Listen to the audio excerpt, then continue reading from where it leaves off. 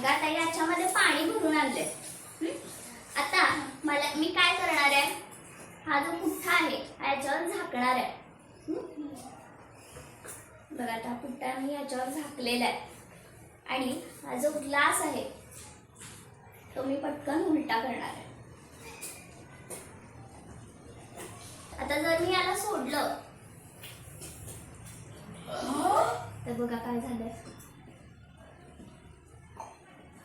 पडलाय का पुठ्ठा? नाही पडलेला. का नाही पडलेला रे? त्याला मी दाब दिलाय, पण नंतर मी सोडलं ना मग ते जायला पाहिजे ना खाली, तरी मी दाब दिलाय. पुन्हा एकदा त्याला मी सोडलं. खालून कुठला दाब आहे?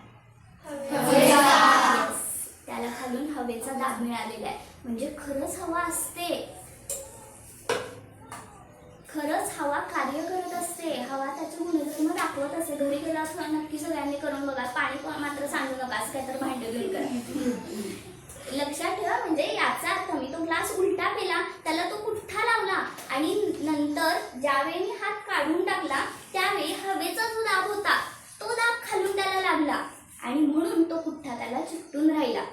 मात्र पाण्याचा असलेला दाब सुद्धा तितकाच आहे, बरोबर आहे. त्यामुळे काय झालं, काही कालांतरानंतर तो दाब निघणार आहे, सुटणार आहे आणि वरचं पाणी खाली पडणार आहे. पण मात्र हवेचा सुद्धा दाब असतो आणि तो सर्व दिशांनी कसा आहे, समान आहे. म्हणून तो पुठ्ठा पूर्ण चिकटला. बघा इकडून जास्त इकडून कमी असता तर एकाच बाजूने पुठ्ठा चिकटला असता, दुसऱ्या बाजूने पाणी सांडलं गेलं असतं, पण तो पुठ्ठा पूर्ण चिकटला गेला. म्हणजे हा जो वातावरणाचा, बाहेरच्या हवेचा वातावरणाचा दाब आहे तो सर्व दिशांनी समान आहे.